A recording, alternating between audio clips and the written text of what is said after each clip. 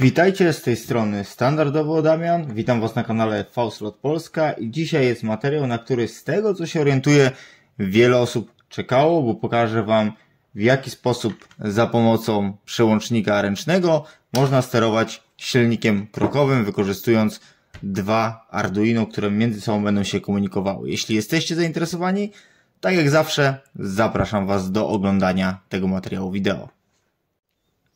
Słowem wstępu omówimy sobie komponenty, które są potrzebne, aby uruchomić taki cały układ. Oczywiście będzie nam potrzebny silnik krokowy. Ja tutaj mam silnik krokowy NEMA 17 z gotowym przewodem i wtyczką, która pasuje do Arduino. Takie elementy, wszystkie, które tutaj widzicie, oczywiście znajdziecie w naszym sklepie www.v-slot.pl. Co Wam będzie jeszcze potrzebne? Przełącznik trzypozycyjny, jak widzicie. Tutaj mam trzy przewody, trzy pozycje, czyli środkowa, lewo, prawo. Załóżmy sobie tak, no tutaj są tak naprawdę dwie pozycje, my je nazwijmy lewo, prawo. Zwróćcie uwagę od razu tutaj, że czekajcie, żebyście widzieli dobrze, tutaj ten przełącznik, który ja mam, on był zakończony taką wtyczką, odepnę, tutaj, właśnie taką wtyczką, którą ciężko jest podpiąć do Arduino, dlatego ja sobie tutaj wykorzystałem normalne przewody z goldpinami, tutaj mam męskie, z drugiej strony żeńskie, no i po prostu powsadzałem sobie je w odpowiednie otwory. Wy oczywiście możecie sobie na przykład uciąć te przewody, polutować je razem, wykorzystać kostki Wago i inne elementy, tak żeby to wszystko później było Wam łatwo podłączyć do Arduino. Ja, jak widzicie, właśnie w ten sposób sobie podłączyłem i dzięki temu z drugiej strony mam męskie przewody.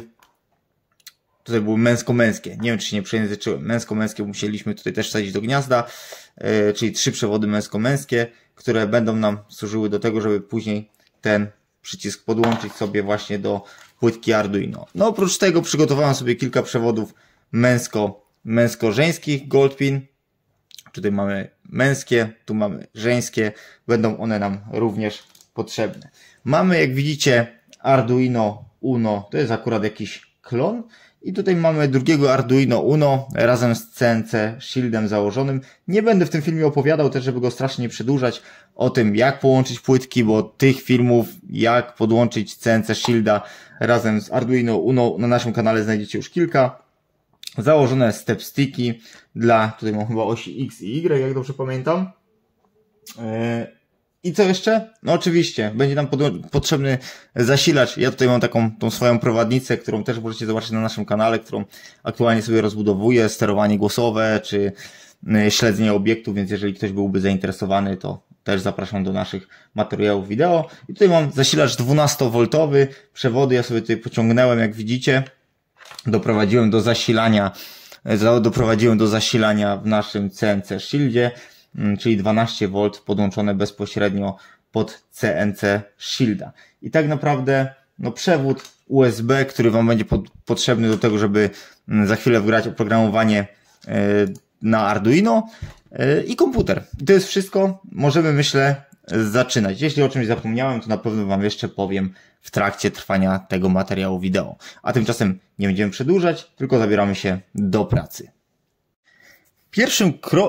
Pierwszym krokiem, jaki sugeruję Wam zrobić, to podłączyć sobie silnik do Waszej płytki Arduino Uno razem z CNC Shield, bo zaczniemy od wgrania oprogramowania właśnie na tą płytkę. Ja, jak widzicie, mam już, i to już powiedziałem, zakończony nasz silnik krokowy przewodem i tutaj mam oś X, po prostu wepnę sobie w te 4 złącza, które tutaj macie pod stepstickiem, nasz przewód. I dzięki temu za chwilkę, kiedy wgramy sobie na płytkę Arduino z CNC Shieldem oprogramowanie GRBL, to będziemy mogli sobie zobaczyć, czy ten silnik działa prawidłowo. Kiedy podłączyliście sobie już silnik do płytki CNC Shield, weźmy sobie nasz przewód USB i również podłączmy go do naszej płytki Arduino Uno z CNC Shield i musimy się na chwilę obrócić na widok z komputera, ponieważ będziemy wgrywali oprogramowanie na płytkę CNC Shield razem z Arduino. Mam nadzieję, że ostrość dobrze widzicie. Nie będę się bawił w streamowanie ekranu, bo później jak będę miał montować ten film, to mi po prostu znowu to zajmie wieki, a chciałbym ten film bardzo Wam nagrać. Tak więc uruchamiamy sobie oprogramowanie Open Build Control. Zmniejszę je, żebyście lepiej widzieli w kamerze. OK. I na samym początku musimy sobie sflashować naszą płytkę Arduino Uno, tak żeby był wgrany na nią GRBL. No i tutaj macie narzędzie, oczywiście oprogramowanie Open Build Control, również znajdziecie na naszej stronie internetowej za darmo do pobrania. To oprogramowanie, jeżeli ktoś by nie wiedział, służy również do sterowania między innymi maszynami trzyosiowymi, CNC, czy to dwuosiowymi, jeżeli macie jakiś ploter, więc zachęcam w ogóle sobie do testowania. My przejdźmy jednak do naszego układu. Uruchomiliśmy sobie Open Build Control, przechodzimy tutaj w narzędzia, w zakładkę narzędzia, klikamy sobie flashowanie, tutaj firmware, flashowanie, port, do którego jest podłączone nasze Arduino. Kiedy dobrze podłączyliśmy sobie oczywiście nasze Arduino, tutaj nam się powinien, jak widzicie, pojawić port, u mnie to jest COM9, klikam, wybieram sobie ten port, wybieram tutaj Blackbox 4X, a następnie klikam Flash. Czekamy sobie chwilę, aż oprogramowanie sflashuje naszą płytkę.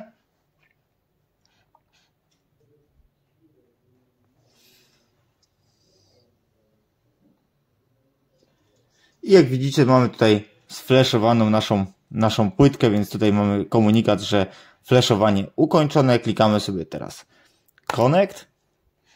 Jak widzicie, połączyło się nam z naszym sterownikiem. No i tutaj jest taki problem, o którym wspominałem też na jednym z naszych filmów. Zwróćcie uwagę na to, czy w momencie, kiedy macie już podłączone oprogramowanie, oczywiście zasilanie 12V również doprowadzone do płytki, to czy tym wałem silnika możecie poruszać. Jeżeli możecie tym wałem silnika poruszać, to dlatego, że musicie zmienić ustawienia GRBL. Więc przechodzimy sobie tutaj do góry, żebyście lepiej widzieli. Przechodzimy do ustawień GRBL Settings i tutaj zwróćcie uwagę na parametr $4. Tutaj macie jedynkę, trzeba to zmienić na 0. Kliknijmy sobie Save. Tak, pozwólmy mu zresetować.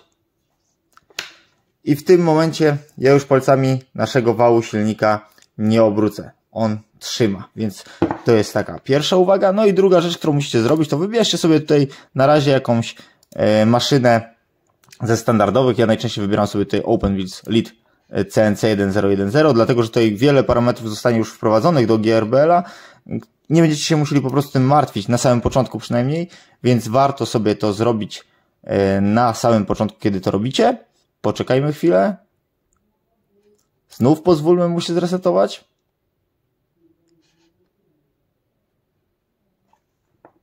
Tutaj nam zmieniło, widzicie, mogłem zrobić to w drugiej kolejności, nie pomyślałem. Zmieniło nam znowu tą $4 na 1, więc znów to zmienimy na 0. I jeszcze sobie przesuńmy w dół nasz ekran. I tutaj, ponieważ ja będę sterował osią X, więc zmienimy jej, żeby ten silnik, że tak powiem, nie zwariował, zmienimy jej tą ilość kroków na milimetr. Wybierzmy sobie, że będzie to niby napędzane paskiem, czyli ten silnik będzie napędzał pasek, jakąś tam zębatkę GT3, pasek typu GT3, niech będzie zębatka 30 zębów. Niech on sobie to przeliczy tutaj na mniejszą ilość kroków na milimetr. Teraz kliknijmy Save. Pozwalamy mu zrestartować sterownik.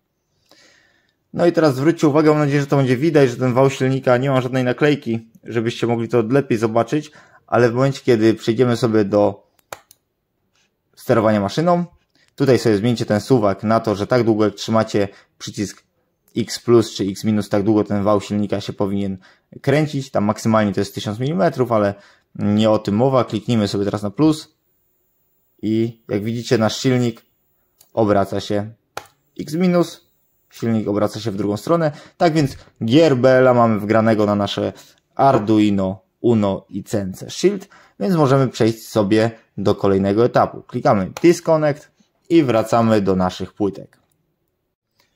Wróciliśmy do naszych płytek, ponieważ chcę Wam powiedzieć, że żeby sterować tym silnikiem za pomocą przycisków i chcąc wykorzystać CNC Shield, potrzebujemy drugiego Arduino, dlatego, że nie będziemy korzystali z naszego komputera, żeby wysyłać sygnały, obróć się w prawo, obróć się w lewo, tylko będziemy korzystali z naszego przycisku, a mając zainstalowany CNC Shield, nie mamy jak podłączyć sobie tego przycisku już do tego Arduino, kiedy jest wgrane GRBL.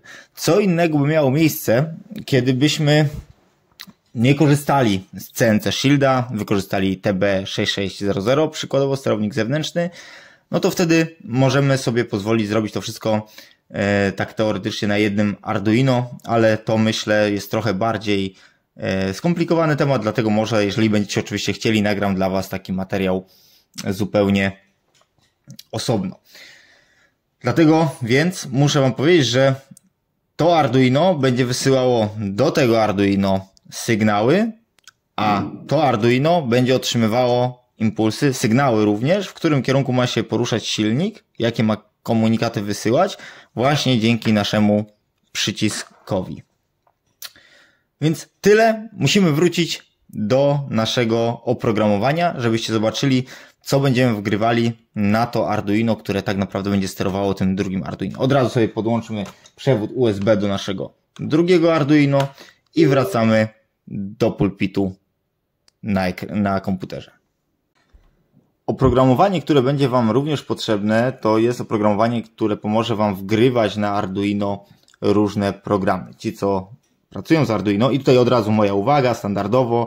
Ja wiem, że da się też to zrobić na wiele różnych innych sposobów, że zapewne osoby, które będą oglądały ten film, powiedzą, że coś można zrobić lepiej, ale ja zawsze staram się nagrywać dla osób początkujących, tak żebyście to zrozumieli w możliwie najprostszy sposób. Dlatego, jeżeli są tu i oglądają to jacyś super profesjonaliści, no to musicie mi to wybaczyć. To w jaki sposób czasem będę mówił bardzo prostym, będę się starał mówić prostym językiem, ale tu chodzi o to, żeby osoby, które nie korzystały na przykład z Arduino IDE, wiedziały, jak to zrobić. I wracam właśnie do całej reszty, która chce się dowiedzieć, jak to zrobić i nie szuka lepszych jeszcze rozwiązań i nie szuka, gdzie ja się ewentualnie mogę pomylić. Więc ci, którzy chcą się dowiedzieć, co dalej, no to zapraszam. Wróćmy do tematu. Potrzebujecie to oprogramowanie, o którym wspomniałem. Tutaj jest Arduino IDE zainstalowane. To oprogramowanie możecie sobie pobrać ze strony Arduino, jest ono darmowe i pozwoli Wam właśnie na wgrywanie różnego rodzaju oprogramowania do Waszej płytki Arduino. Ja tu już mam gotowy program, co prawda mogę sobie skasować te dwie linie, bo one są mi zupełnie niepotrzebne, więc przejdziemy sobie do właściwego programu. Ten program ja udostępnię na naszym GitHubie albo gdzieś go wrzucę, żebyście mogli sobie go pobrać i wczytać u siebie. Tutaj będziecie mieli plik, otwórz i jak sobie wybierzecie wtedy na swoim komputerze ten plik, który sobie pobierzecie, no to wszystko, co tutaj widzicie, będziecie mieli. Bardzo krótko omówię ten kod, dlatego że no nie jest to kod może, nad którym warto się rozwlekać. Chciałbym, żeby też zrozumiały to osoby, które po raz pierwszy może usiądą do programowania Arduino, więc na samym początku zadeklarowałem sobie, gdzie podłączymy nasz przełącznik. Tutaj widzicie tą pierwszą deklarację. Przycisk w lewo, który będzie miał kierować naszym silnikiem w lewo, to będzie przewód podłączony do pinu 2 i do pinu 3 podłączymy sobie przewód z naszego przełącznika, czyli do pinu 3 w Arduino, podłączymy sobie przewód z naszego przełącznika, który będzie odpowiadał za sygnał w prawo. I teraz, żeby Wam może nie namieszać, i oczywiście bez scenariusza, to już weźmy sobie ten przełącznik i zwróćcie uwagę, że mamy 3 przewody. Ten przewód czarny musimy sobie podłączyć do naszego Arduino. Ja oczywiście tutaj mam pomieszane trochę kolory, więc może przełączę, żeby też było Wam lepiej. Szybciutko. Czerwony, żeby był czerwonym, czarny, żeby był czarnym, chociaż tyle zachowajmy kolorystyki. Czerwony. Ok. Czarny. O, i mam żółty, to żółty też użyjemy. Chociaż nie, żółty mam... Nie, męsko, dobrze. Możemy użyć? Nie możemy użyć. Szary weźmiemy. Czyli nasz żółty to jest szary. Niestety nie mam więcej akurat dzisiaj przy sobie przewodów z goldpinami, więc musimy tak zrobić. Wracajmy. Wróćmy. z naszego przycisku wychodzi przewód czarny i ten czarny przewód musimy podłączyć do naszego Arduino do pinu GND. Ja sobie teraz oddalę ekran, wrócimy sobie do naszego Arduino, które jest już podłączone. Słuchajcie, przedstawię Wam, żeby było Wam może lepiej widzieć. OK. Tutaj, czekajcie, wezmę sobie jakiś wskaźnik. Tutaj macie pin GND. On jest opisany. I ten czarny przewód od naszego przycisku podłączmy sobie od razu do GND. OK. Teraz zostają nam w naszym przycisku dwa przewody. Może oddalę, zobaczymy. OK. W naszym przycisku zostają dwa przewody, więc ten żółty przewód, który jest naprawdę później przedłużony jako mój szary, podłączmy sobie do pinu numer 2. Tutaj macie pin numer 2. Mam nadzieję, że to zobaczycie.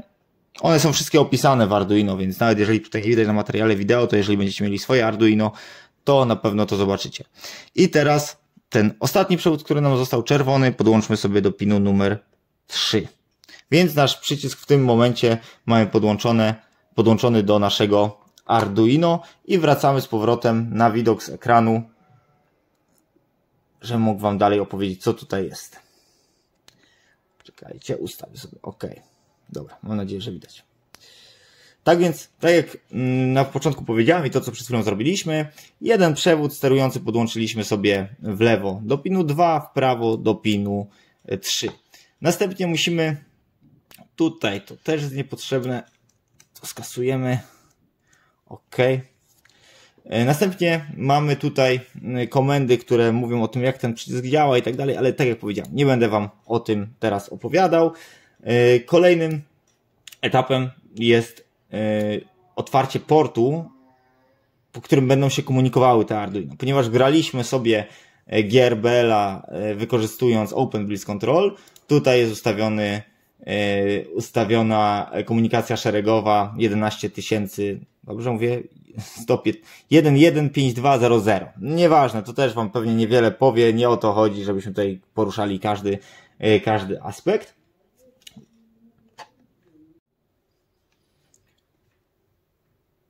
Miałem telefon, musiałem przerwać, więc nie wiem, na czym skończyłem. W każdym razie to też nie jest aż tak istotne, żebyśmy omawiali sobie w tym filmie. Później mamy komunikat, który jest wysyłany, dlatego że kiedy będzie uruchomione Arduino, a wgrany został na niego GRBL właśnie przez OpenBliss Control, może tam wymagać jeszcze dodatkowego komunikatu, żeby odblokować wszystkie alarmy, które ewentualnie mogły gdzieś tam się pojawić.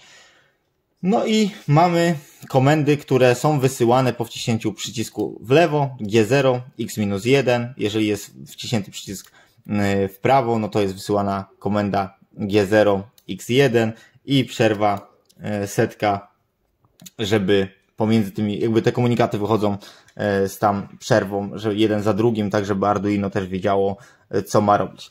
Tak jak mówię, nie będę się tutaj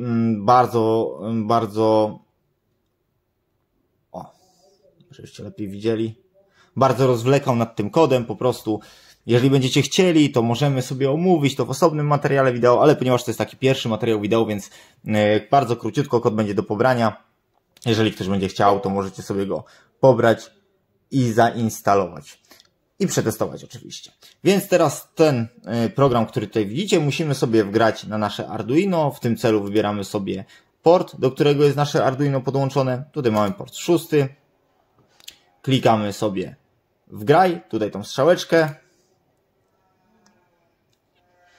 Czekamy, aż otrzymamy komunikat, że oprogramowanie zostało wgrane. Tutaj ja już dostałem, nie wiem czy to wy widzicie, zniknęło, niestety.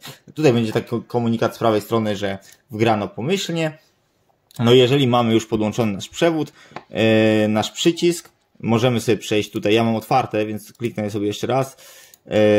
Monitor portu szeregowego, klikacie sobie. No i w tym momencie sprawdźmy, czy widzicie, tutaj pojawił się $X, czyli ten komunikat, który my kazaliśmy mu wysłać na samym początku przy pierwszym uruchomieniu. I teraz kiedy kliknę sobie w jednym kierunku, jak widzicie jest w lewo, lewo ten komunikat nasz, bo ja tutaj kazałem mu pisać w lewo, w momencie kiedy jest wysyłany ten komunikat. No i nasza komenda ta G0 X-1, tutaj mam teraz pozycję zerową, klikniemy sobie w prawo, widzicie prawo leci i znowu jest pozycja zerowa, czyli tutaj żaden komunikat nowy nam się nie pojawia. Mam nadzieję, że to widać. Wiemy, że nasz przycisk w każdym razie dobrze działa właśnie dzięki temu, że tutaj w tym porcie szeregowym, monitorze portu szeregowego otrzymujemy te komunikaty. Więc tak naprawdę już kiedy byłyby te dwa Arduino ze sobą podłączone, no to by one się prawidłowo komunikowały, więc musimy wrócić znów do naszych płytek Arduino. Ok, jesteśmy przy naszych płytkach. Czekajcie, wyreguluję tą kamerę w miarę tak, żebyście coś widzieli. O tak, myślę, że będzie dobrze. Pamiętajcie, że te płytki są opisane, więc jeżeli czegoś nie będziecie widzieli dobrze na kamerze, to myślę, że sobie poradzicie z tym spokojnie. Na samym początku odłączmy sobie nasz przewód USB od komputera, bo już nam nie będzie w tym momencie potrzebny. Jak już wiecie, nasz przycisk mamy podłączony. Odłóżmy sobie go gdzieś tak, żeby nam teraz nie przeszkadzał w kolejnych przewodach. Nie wiem, czy mi się to uda. Ok, spróbujmy tak. Dobra, jest chyba dobrze. Dobra, teraz musimy połączyć te dwa Arduino z sobą, żeby to Arduino wysyłało komunikaty do tego Arduino. I tutaj na płytce CNC Shield, tutaj może kamera niestety nie wyrobić, ale mamy takie złącza TX i RX. One się znajdują dokładnie, o, sobie ciepnąłem, znajdują się dokładnie tutaj. Te dwa pierwsze i drugie złącze. Tutaj te dwa złącza to jest TX, RX. One są tutaj opisane. Tu jest złącze RX i potrzebujemy sobie teraz wziąć przewód męsko-żeński. Tutaj żeńskie złącze pod RX-a podłączymy sobie. To jest nasz zielony kabel. I od razu w Arduino Uno tutaj również macie złącza TX, RX. I tego RX-a z naszego CNC Shielda, ten przewód, musimy sobie podłączyć do złącza TX w naszym Arduino. Podłączyłem sobie ten przewód. Teraz biorę drugi przewód. Teraz złączę RX, czyli to pierwsze tutaj z naszej płytki Arduino Uno bez CNC Shielda. Musimy podłączyć do złącza w CNC Shield TX, czyli RX z TX-em, TX z RX-em. Mam nadzieję, że nie pomieszałem. Ok. Podłączyłem te dwa przewody, czyli z CNC Shielda RX podłącza się do TX-a Arduino, który nie ma CNC Shielda i złącze, no i drugie złącze już zakałapućkałem, więc mam nadzieję, że wiecie, zrozumieliście, o co mi chodzi. Krzyżowo je po prostu teraz musimy podłączyć. Kolejną rzeczą będzie podłączenie zasilania, dlatego że tutaj do tego Arduino oddalę. Do tego Arduino nie będziemy na razie doprowadzali żadnego zasilania. Weźmiemy je po prostu sobie z tej płytki, gdzie jest CNC Shield. I tutaj macie, czekajcie, żebym teraz sam dobrze je znalazł. Dokładnie jest tutaj złącze GND. Tutaj to niebieskie. Czekajcie, przybliżę wam. Ono jest też opisane, widzicie tutaj GND. Więc ja też sobie wezmę ten mój niebieski przewód. Do złącza GND go podepnę. OK. I teraz to GND z naszego CNC Shielda podłączę sobie tutaj muszę wam wrócić, pod złącze GND w naszym Arduino.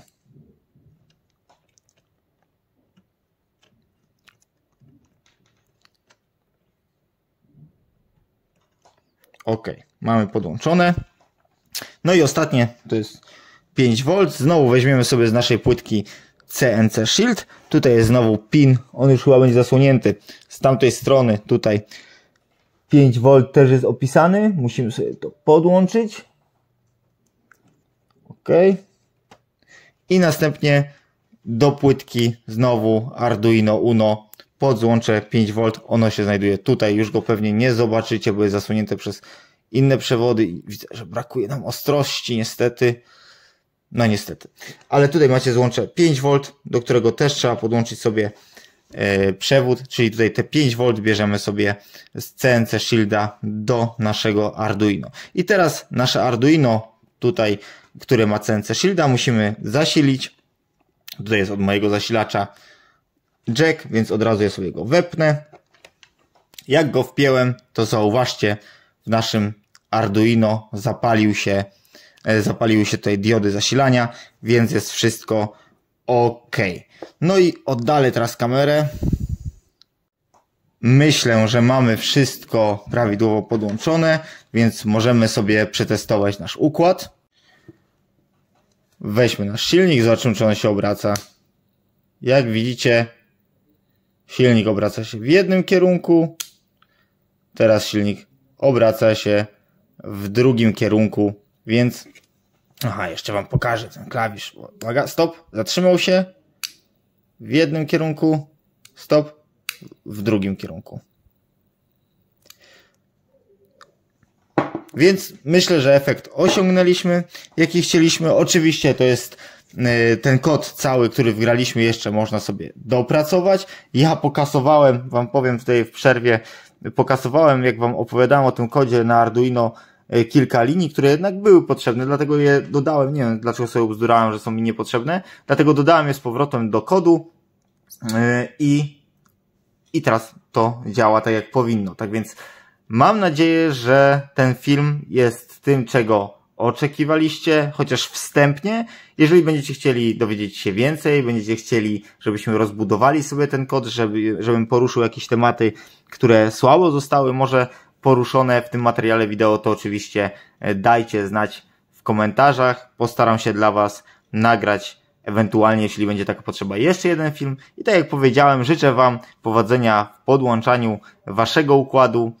Czekam na jakieś wasze ciekawe projekty, bo ja mam ich co prawda setki w głowie, które chcę jeszcze zrealizować, ale może będzie jakiś projekt, który wam również pomoże. Wiem, że jednym z takich tematów jest dokładnie ten sam układ, który teraz zrobiliśmy, plus potencjometr, który nam pozwoli sterować prędkością właśnie jeszcze silnika. Tak więc jeżeli zostawicie tutaj łapkę w górę, subskrypcję, komentarz, to na pewno zmotywujecie mnie do tego, żeby kolejny materiał wideo nagrać. A tymczasem, ponieważ jest sobota, 18:20, czas wyjść z pracy, ja się z wami żegnam i do zobaczenia w następnym materiale wideo.